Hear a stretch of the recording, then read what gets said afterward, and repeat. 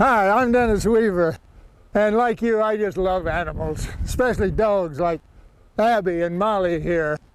I also love nature and America's magnificent wilderness, but what really troubles me is that millions of these loving pets are abandoned in this country every year, and many of them are left behind to fend for themselves at our wilderness campgrounds and picnic areas.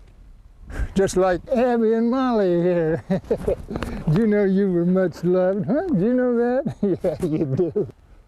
Can you believe it? These two beautiful dogs were abandoned in the forest. Now that's hard to imagine, isn't it? But they got lucky because thanks to people just like you and an organization that I'm going to tell you about, Abby and Molly were rescued from exposure, starvation, predators, injury, and disease. Since 1979, only one nonprofit organization has been rescuing cats and dogs who are abandoned in the wilderness. That's Dedication and Everlasting Love to Animals, or D.E.L.T.A. Rescue. Now, over the last 2 decades, D.E.L.T.A. Rescue has become the largest no-kill animal shelter in the world, with over 1,500 dogs and cats living at its 94-acre mountaintop sanctuary.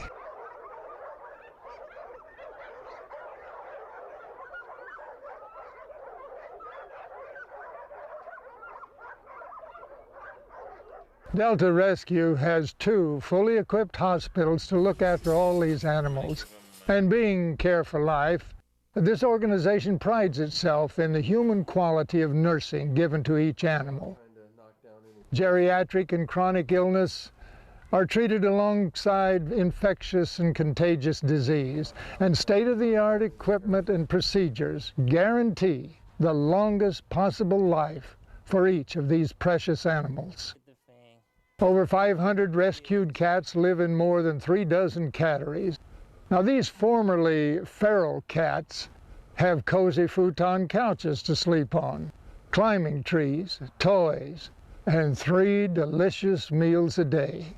Each room in the cattery houses a whole colony, so cats who struggle to survive together in the wilderness can spend the rest of their lives together, safe and loved. All of the dogs at this quintessential animal sanctuary are spayed and neutered, and then married.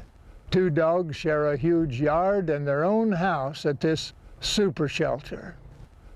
In the late 1980s, D.E.L.T.A. Rescue began a program with the University of California at Davis, and together they built the world's first kidney dialysis unit for dogs.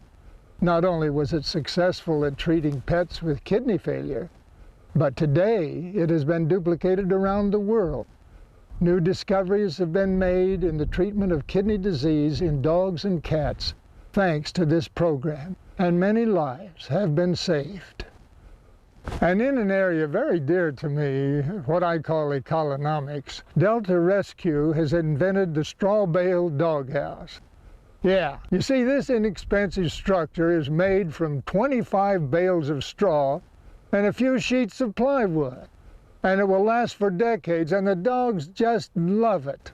The free how-to video for constructing this energy-efficient houses has been given away to thousands of humane workers and animal shelters as far away as Turkey, Kenya, and India.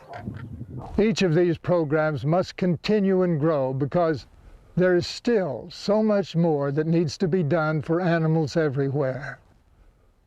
For more information on how you can help, call 1-877-43-DELTA.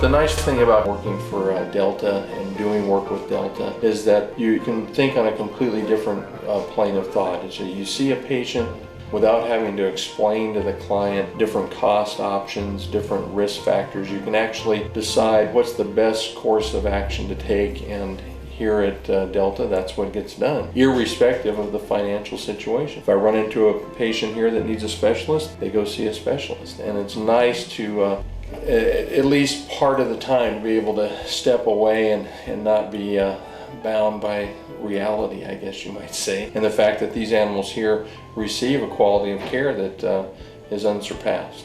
And it's nice to be involved in that. The staff here at Delta is highly motivated to provide a level of care because it goes beyond just working at a vet hospital. They are aware of the background of most of these animals. Unfortunately, these are animals that were given up on by society. They were taken out in the wild and dumped in the forest with the ignorant belief, unfortunately, that they'd be able to forage for themselves. These are domesticated animals that have been abandoned, and many of them are old and diseased when they find them. And I think that the nice thing about the staff that works here is that they're aware of this, and they're aware of the motivation of Delta in and of itself and what they stand for. And so they provide a level of care that goes, I think, above and beyond many of the private vet hospitals in the state. They have a large manpower need here, and they're very careful in screening the people to make sure that they're compassionate. They're not here just for the paycheck. These people are dedicated, and they put in a lot of hours above and beyond the call of duty.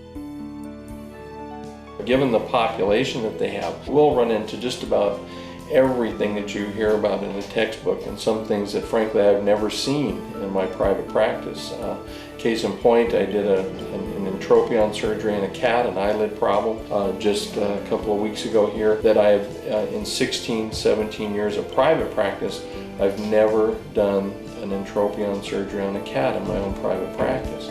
Cancer, unfortunately, is a real common phenomenon here. The population is getting older, and one of the things that we see a lot of, unfortunately, are tumors. And in private practice, due to the long-term poor prognosis and the extreme expense of both surgical and chemotherapy intervention, we don't get to do a lot of it in a private practice situation. It's more of a matter of keeping them comfortable, and euthanasia is very often the treatment of choice in the private practice situation. But here we're able to determine, with biopsies, find out the exact cell type, the appropriate chemotherapy. If radiation therapy is necessary, the animals leave the facility here and go to the place where it's necessary to get it. So with the geriatric population out here, and this being basically a no euthanasia shelter, we take care of a lot of cancer patients that I don't see, or I see but don't get to treat in a private practice situation.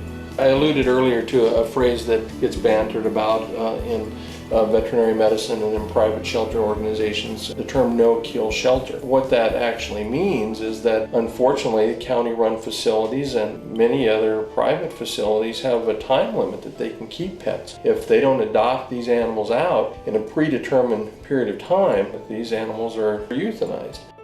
The situation here at Delta is diametrically opposed to that. When an animal is rescued from the wild, irrespective of their chronic health or their age, these animals have a place where they're going to receive care, irrespective of cost, until they die of natural causes. Now, that's not to say that an animal that's terminally ill and suffering unduly would not be euthanized. Certainly, when it becomes obvious that their pain and suffering is beyond management, animals are put to sleep at Delta, but it's never because of a lack of funds to provide treatment, even if it means a specialist is necessary. And it's never because they're unadoptable. It's never because of just old age. These animals receive the care that's necessary.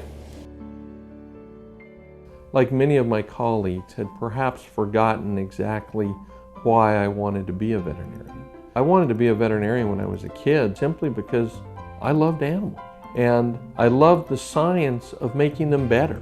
And then suddenly, as years passed and maturity and the input of business and employees and all that started putting external pressures, I lost track of the fact that veterinary medicine is taking care of animals. And my involvement with Leo Grillo has allowed me to go back to that.